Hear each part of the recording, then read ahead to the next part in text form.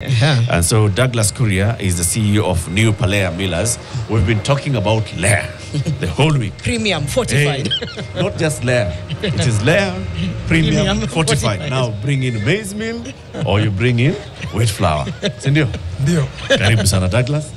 Or should we be saying you're welcoming us to one of your partners here who is some West Distributors, yes, who does a lot of work for you. Yeah. So, we do this, fixing the nation, one conversation at a time. We want to look at the milling industry, and we're calling this conversation from mill to meal. Mimi nilisomea Kimana. Mill and meal are the same. From mill to meal. I will say it now, Jano, you? Mill to meal. Okay. That one. Yeah. I got you. From mill of milling to mill of milling. Yeah. To mill of eating. Sawa. From mill to meal. But first, Jano is going to give you the day's quote. Some words that were said by somebody sometime, and let's see whether those words make any sense today. Yeah, the person who said this is called Pius Adesani. He was a Nigerian author, and he once said, "Citizenship begins when the stomach stops groaning."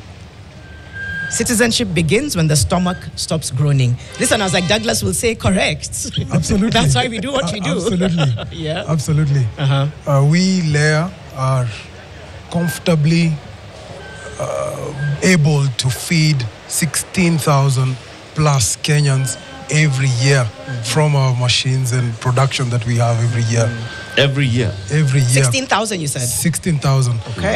According to research. Did you say 60 or 16? 16,000.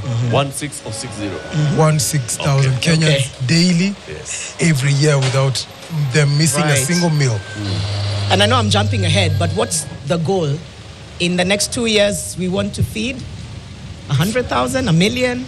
We are partnering together with the millers and ensuring that we have adequate food that is responsibly fortified and good for our nation, saving our nation a lot of money in hospitals and all that, and making sure that our Kenyans have food for their tables, and each miller can only satisfy a certain percentage per year, because our Kenyans can only eat 100 kilograms per person per year of maize meal. That has been determined. That's our need per person. 100 kilograms per person per year of maize meal. Correct. 100 kilos. How do you come to that math? You're shocked. It sounds on the excess, on a much higher side. 100 kgs per year per person sounds huge. But then again, we underscore how much it's consumed. That's it. So maybe it adds up on a daily basis. If you just think about how much you actually consume regularly, then you could think about it. Could come to that. It could come to that. I want to ask, New Paleah Millers is one of the millers, of course, in Kenya.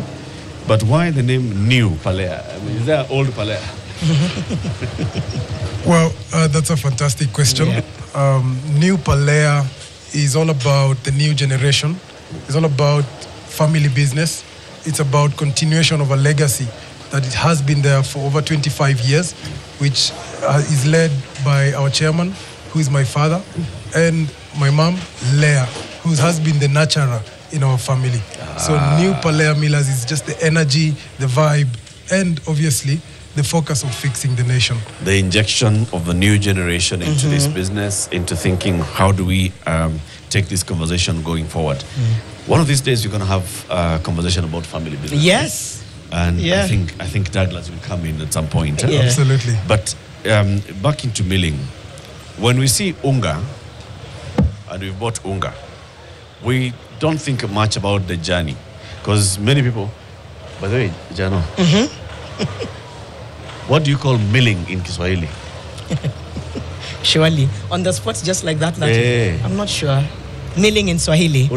I'm asking this, because I was thinking about it yesterday and I got confused. Yes. And exactly how you pronounce it. Yes. Watu wanasema unaenda kwa kisiagi. There's some people who say kusiaga unga. Is it kusiaga unga? Kusaga unga? Kusaga. Kusaga unga. I think it's kusaga. Kusiaga unga. Which is which? Anyway, people know when they go to, and they have maize, and they go to a kisiagi, they get it done, and they come back home. Okay?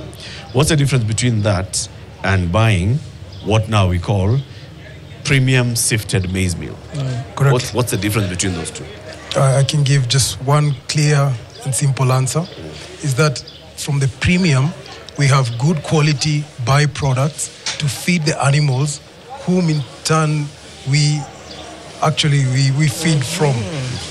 The cows who feed us with milk, the chicken that feed us with eggs, and we have one whole ecosystem just by buying the premium sifted maize meal. Again, the premium sifted maize meal only extracts the good quality of flour from the grain of maize.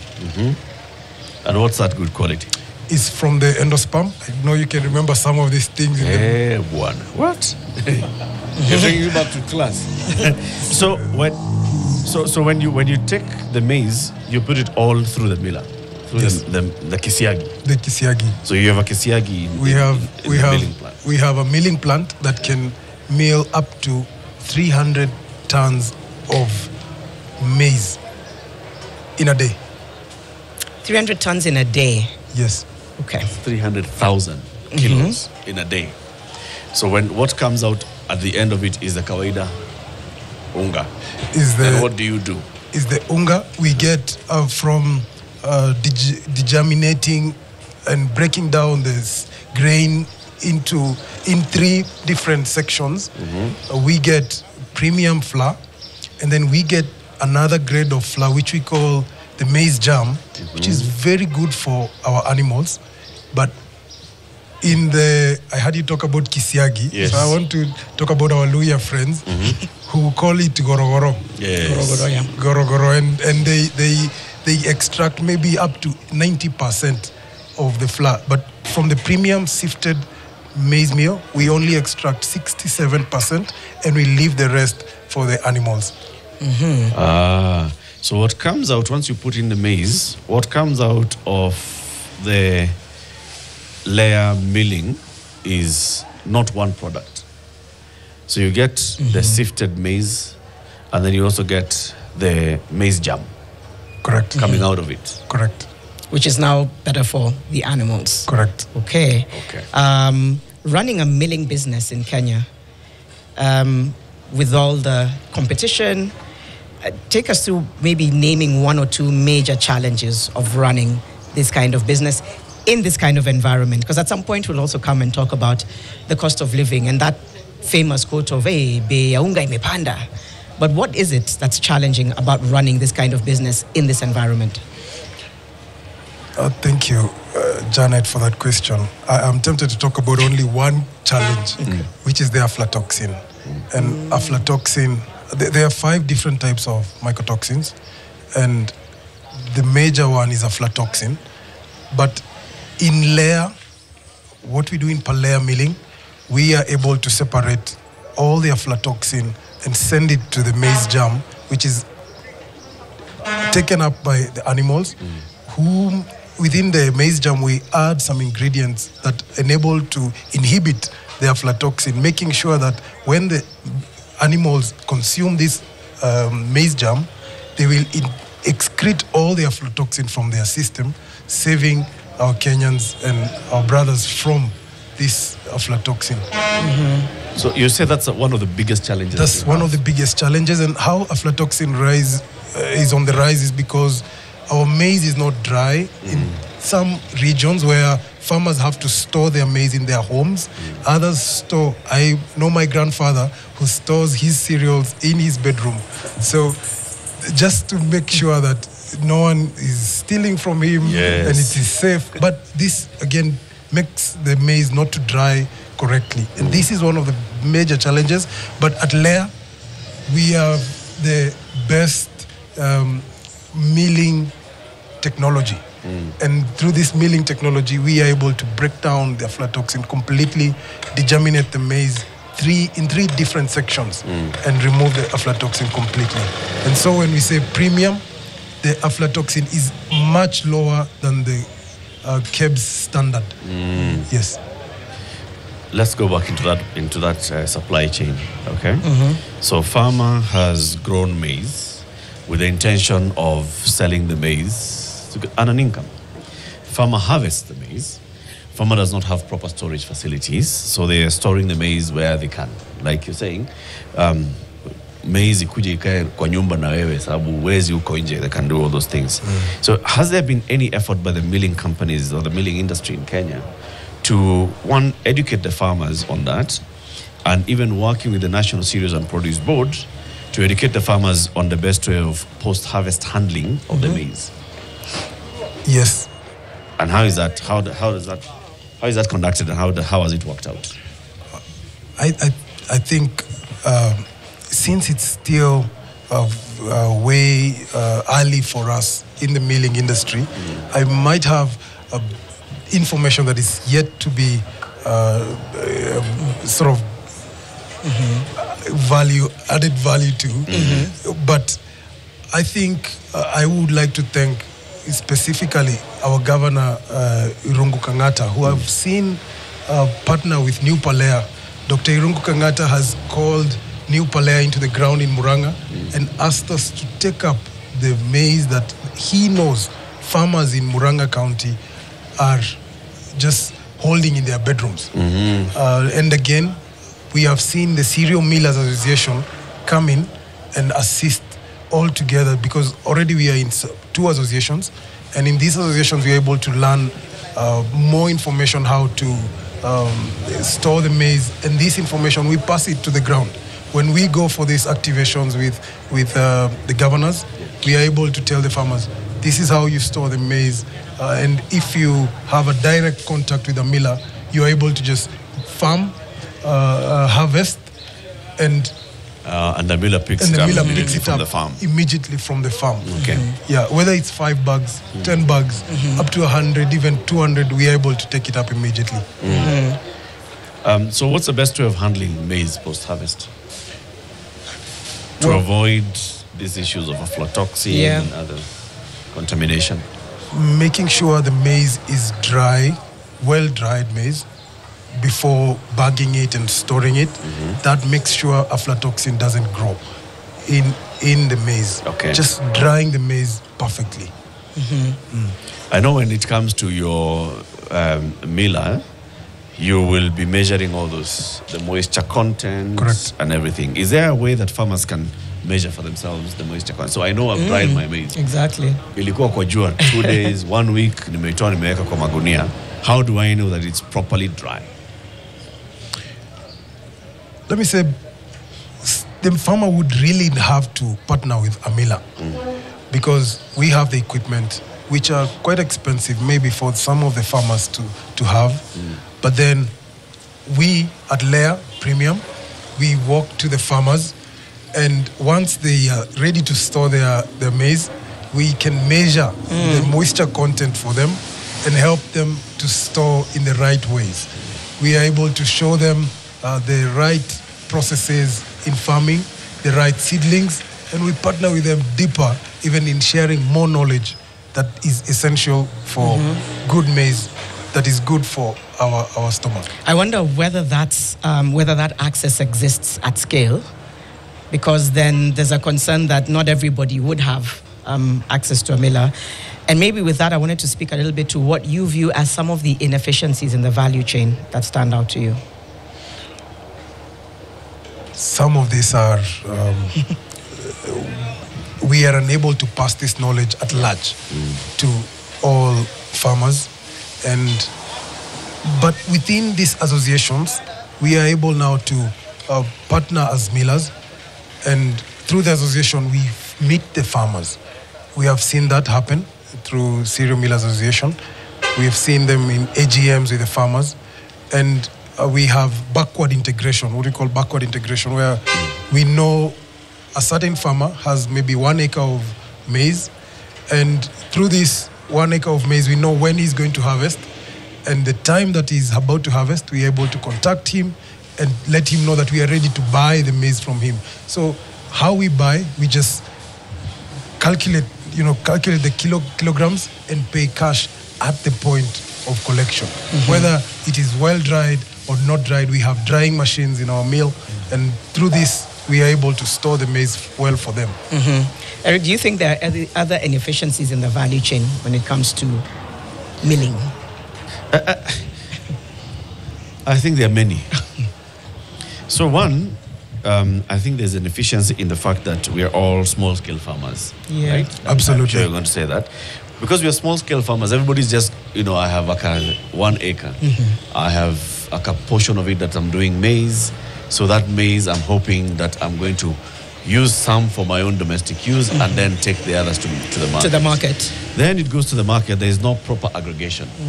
If you think about coffee and tea, there's aggregation, especially for tea. Look at how tea is organized. Small-scale farmers, but they take to one buying center, which goes into one factory, which there's quality control at a level, right? Correct. And then there's transportation, which is organized. Here we just do Kyududo, if we just call it that. Everyone does what they... Everyone does it. Then there's a broker who comes to buy maize at the farm. You don't know how they're going to handle it from their point on, and then where they're going to take it, where they're going to store it. Now, by the time the millers get it, so Paleah will maybe have a contract with some farmers or an organization with farmers, but not all farmers not all millers will be operating like that. Yeah, and that is why my grandfather still stores his cereals in the bedroom, because of this segmented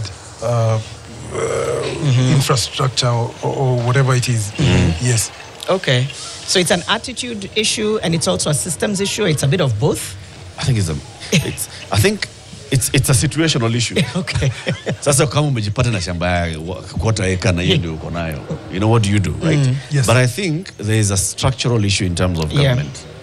And I know that there have been various programs and efforts that have come into trying to say, how do we now say we can aggregate? So farmers in this area, you're growing maize, how do we make all of you maize farmers and organize you into a cooperative that supplies you with seed, that does, quality, that has the agricultural extension officers coming to check your quality, that helps you with harvesting, with drying, with marketing and all. But Yes.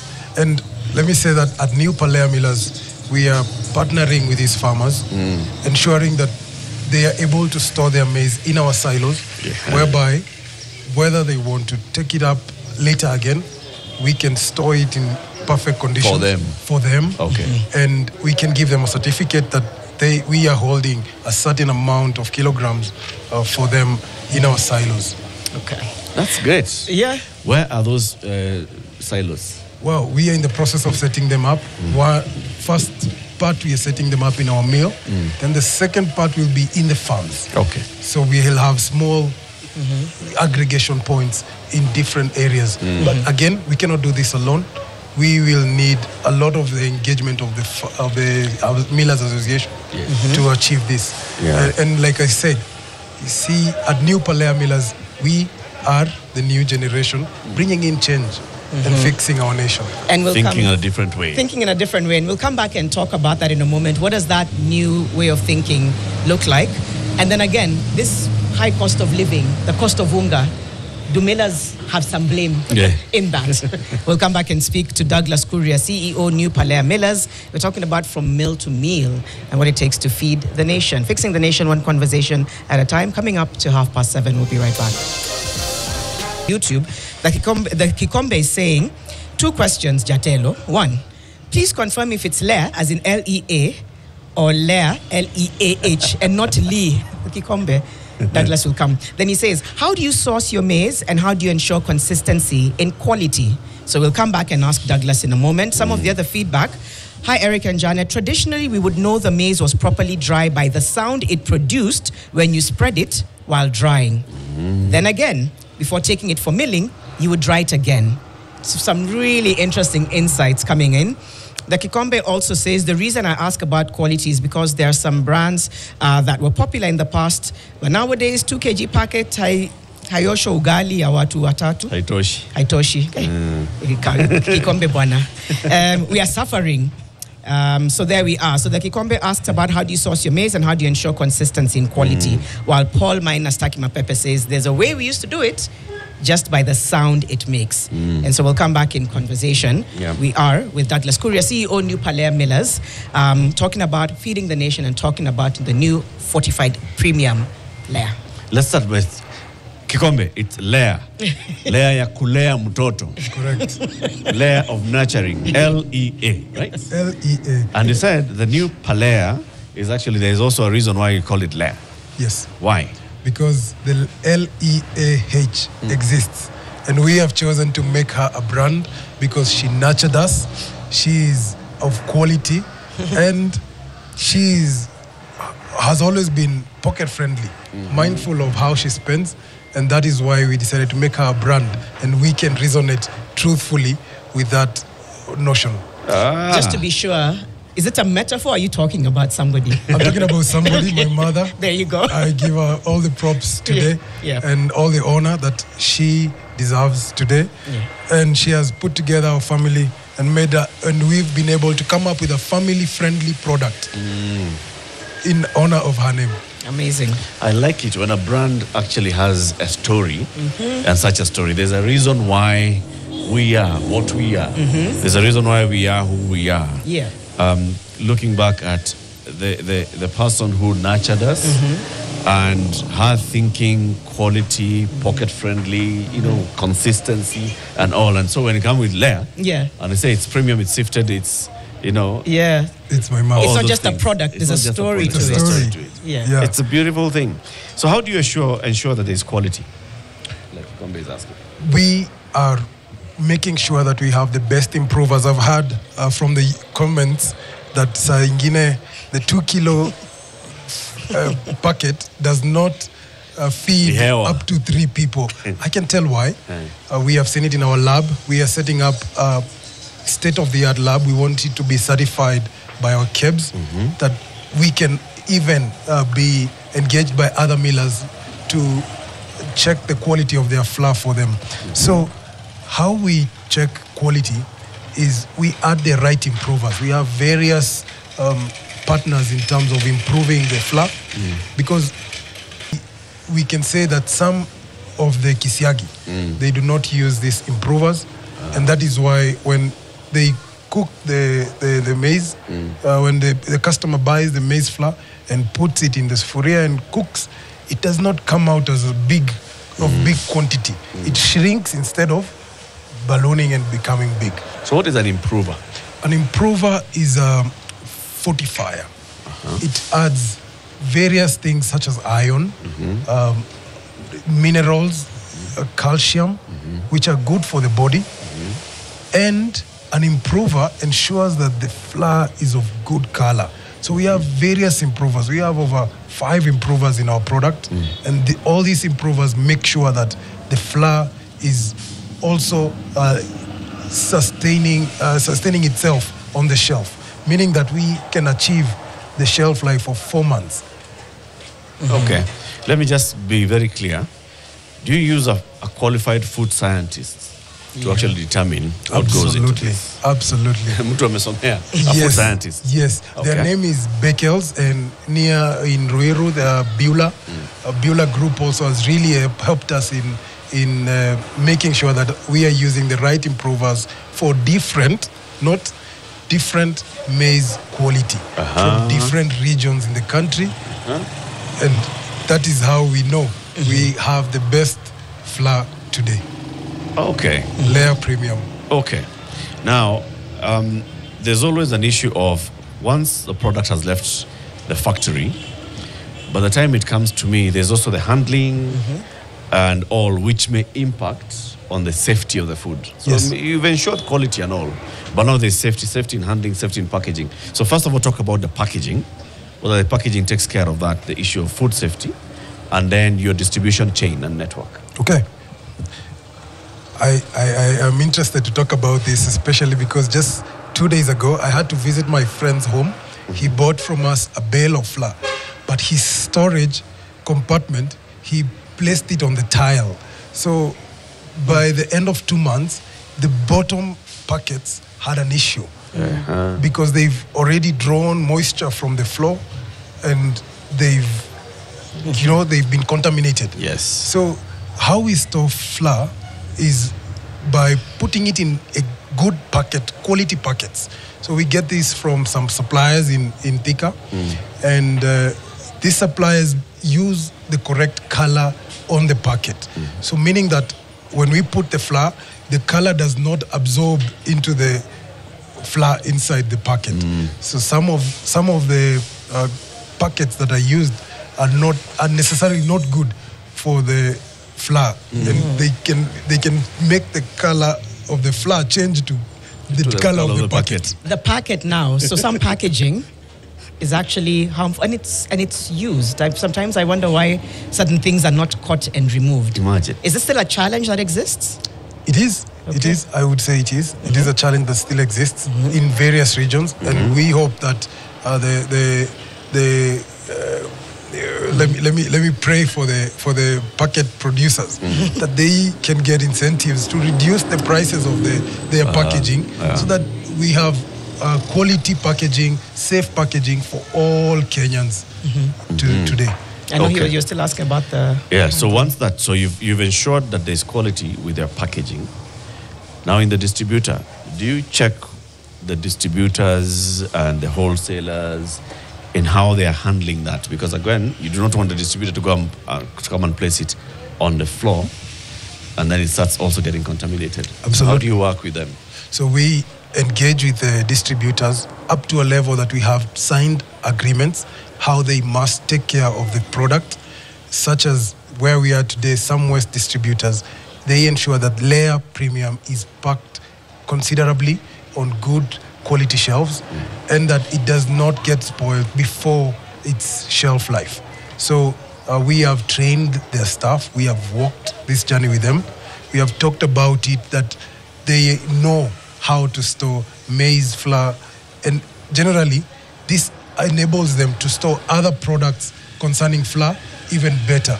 Remember, we are in research and development, and we must make sure that whatever we learn, we are able to share and improve the nation. So quality control through and through and through. Through and through and through. What fresh perspective or what freshness are you bringing to this sort of like new Paleah? Because you talked about just before the break, there's a newness to it, obviously rooted in that historical, purpose that was behind it, on making sure it's premium, it's fortified, it's handled with care. But what is the newness and the newness that you think can also drive it to the next level? I would say we are interested to ensure that knowledge of quality flour, first of all, is in our homesteads. That much of the flour, especially that which is used to feeding our children, contains maize purchased from small-scale farmers. And this is the highest risk of aflatoxin, where the small-scale farmers, whom we talked about earlier, store their maize in, not the very best conditions. And do you know that the risk of cancer is 6 times higher for individuals exposed to aflatoxin? So these are the challenges that we assist our Kenyans to know about, have the knowledge. You see, knowledge is power. And when Layer Premium shares this, we believe Kenyans will take action. So some of the things we do is a call to action on our social media platforms. How do you store your maize? How do you store your flour in the house? Do you know that these are the risks involved? And then, being that cereals are readily available and inexpensive, and they can remain intact when stored for a long period of time, we ensure that we work with the customer and we allow them to have a callback QR code where they can chat about how their flour has stayed, when they last bought their flour, and we can engage with them at a person-to-person level. Okay. I still want to come back to how you balance, say, profitability with the responsibility of making a good product. Just in a few seconds, can you just talk to us about exactly how we should be storing the flour? Because sometimes we assume people know. I'm trying to think about how I store mine. You transfer it into a jar. I used to. No, I do. I transfer it into a jar. Is it okay to say that? I'm trying to see how to edit it so that it doesn't turn out that I'm doing it the wrong way. But I do transfer it into a jar immediately upon purchasing. A glass jar. Tighten the lid in the store. Cool, dry place. And not on the floor. Not on the floor. Not on the floor. I used to put it on the floor. I used to put the packet itself, the big one, the bale, on the floor. The bale. The bale. Like the friend. Yes. Buy a bale. The first place we put it is on the It's on the floor. Yeah. But you should buy exactly what you consume. Do not over purchase. And do For not. some people, it's not sustainable. Douglas, But- what on Penanga? Wholesale shopping. Absolutely. So You where go we are, once for 3 months, right? Yes. You buy bale ya unga, you buy things in bulk. Yeah. So even when you buy them, let's start with those that buy in bulk. How should you store that maize flour? Maize flour must always be stored in a cool, dry place. And a good cool, dry place is a raised shelf, probably wooden and not ceramic. And this will ensure that no moisture will be absorbed into the packet of the flour. However, we have seen others also using a napkin, setting a napkin which forms like an underlay where the flour is placed. And this ensures also that the flour is kept in a cool, dry place. Next time, I'll be able to share more about some of the storage procedures that we're actually carrying out today in our lab, trying to set up different storage conditions, as even as near and under a sink, because some small houses have only one cabinet. So under a sink, and trying to see, as long as there's no moisture seeping through, water seeping through the sink, if that area is a good storage area, and how long the maize flour takes to get contaminated. Yep. I think that's important because then it's taking into consideration just people's different situations. Yeah. Otherwise, it's difficult to get the ideal. What do you think why do you think we have food shortages in Kenya? I think the fragmented sourcing form of sourcing, the high pricing of the food at the very tail end to the consumer. And again, we can talk about wheat, the shortage of wheat and the high cost of wheat in our country. But these are gaps that Layer Premium has cited. We, New Paleah, like I said, we are comfortably feeding 16,000 Kenyans per year. And through this number, we know now our next phase, how we are growing and to whom we want to grow to. So this is a call to action for all millers that they must know how many people they're feeding and who is being left hungry, so that we can call other entrepreneurs to invest in the same or even improve. To close the gap. To close the gap. You've just talked about how some of it is, the high cost of wheat, etc. So it brings me to ask how then you're able to balance profitability with the responsibility to still feed the nation, so to speak. How do you balance that nexus? Well, I must tell you that there are good programs running in our country. Some of them we might not be aware of today. However, wheat in itself, there's a program whereby the government incentivizes wheat importers. And I thank God for our government who makes sure that the only importers of wheat are the millers. So we do not have another person importing wheat or anyone from the business community importing wheat and reselling it to the millers. And this way, these incentives ensure that our wheat flour is competitive, and that is why today our prices are competitive. I can comfortably say that the mwananchi can afford Layer Premium flour. So wheat, we don't meet our own demand in terms of how much we produce and how much we consume. Absolutely. So we still have, a lot to cover in terms of importation. Absolutely. But have you seen an increase in the local production of wheat in terms of volumes? From research, yes, but Vituko ground. Vituko ground different. It's different. Yeah. But there's been continuous growth of the amount of maize and wheat that is produced in our country. We've seen consistency in farming, and thanks to the likes of Kenya Seed, who are actively engaging farmers, and even thanks to the Cereal Millers Association and other partnerships like what New Paleah Millers has done with Murang'a County, backward integration, where now I can say sort of New Paleah Millers has maybe 25 acres of farm which does not belong to it, but essentially we know about the harvest time, we know when we shall be able to collect, and even the seedlings that were used to plant those specific Great. You know the importance of that is the fact that one, there's guaranteed quality, Yeah. but also there's I'm trying to remember the phrasing for it in terms where you know where it came from. What's the word? It'll come. The source? Yes. Yes, the source. You can basically tell the source of this. There's a terminology for it. Give us this case study of Murang'a and how you're doing it. How have you identified this 25 acres or so? You said 25,000 acres? 25. Yeah. Yeah. How did you get into that backward integration? And what kind of support do you give the farmers? And what kind of guarantees of quality do you then get in return?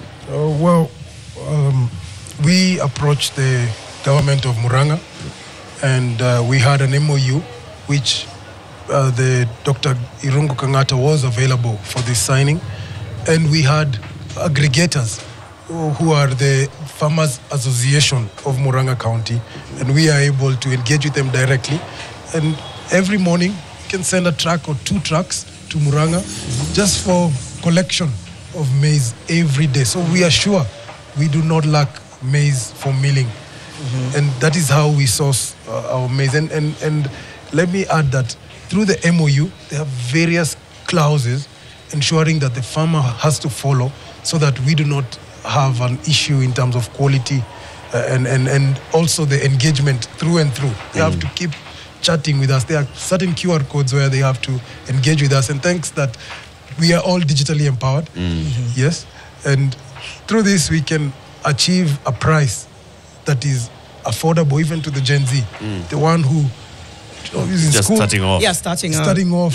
And I thank you for my team who is in New Paleah Millers, who are even trying to partner with key people like Royco, where we can have flour cooked with Royco, just to bring out that beef mchuzi mix, and instead of making ugali cool again. Yeah. There's the slogan.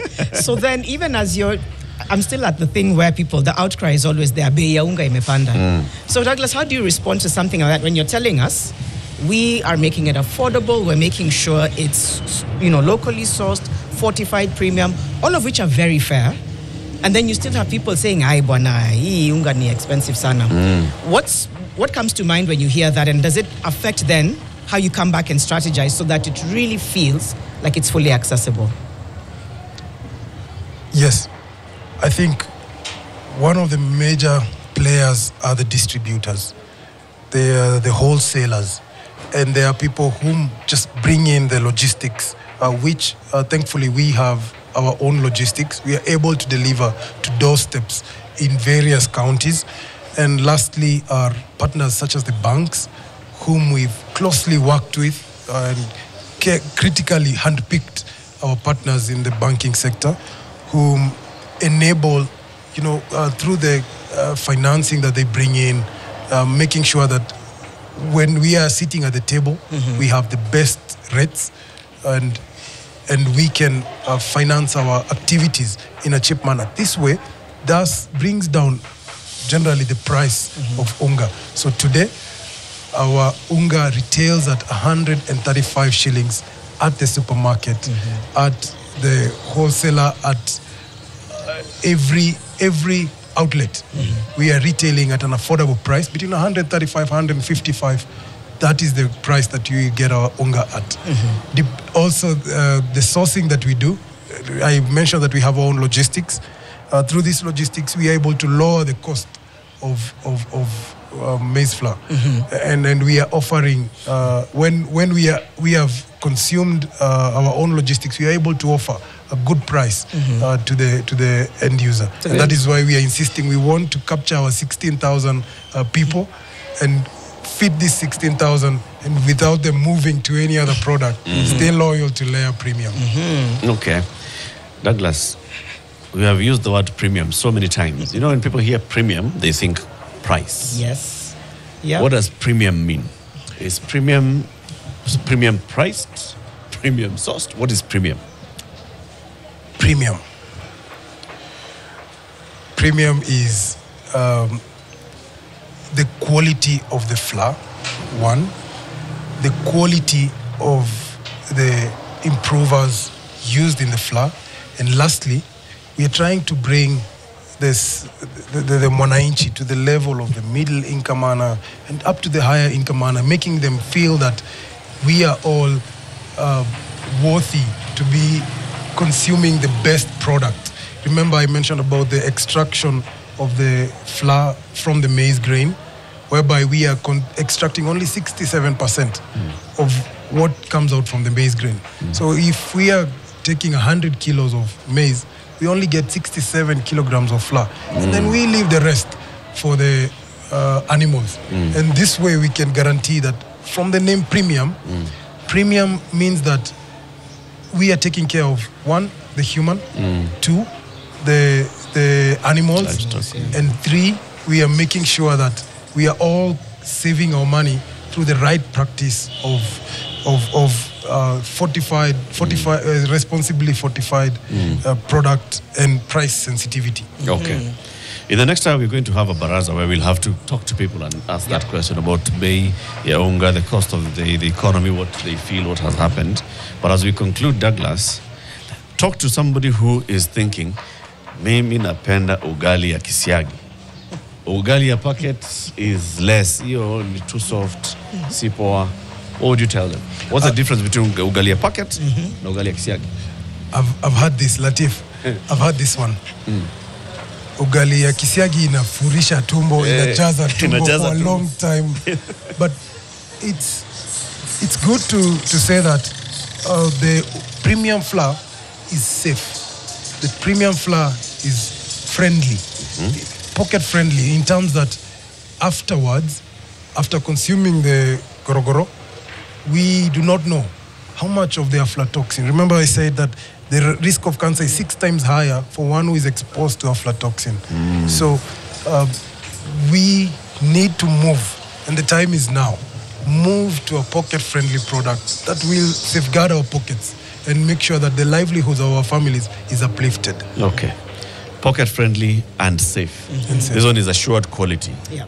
Ile ya gorogoro, you don't know. You've just taken the maize, umeingiza kwa kisiagi, umetoa unga, you don't know the levels of aflatoxin that you have, plus it's not fortified. Yes. So you don't have the extras, the iron and the other nutrients that you have. And not many people will be satisfied from the 2 kilo packet. Remember, this one that is not improved and fortified, it collapses. Kikombe anakulanga hiyo. Okay, kikombe sasa umepata jibu kwa swali. Douglas Kuria, the CEO of New Paleah Millers, has been our guest for these hours. You're talking about, just understanding the milling industry from mill to meal. Did I get it? You got it.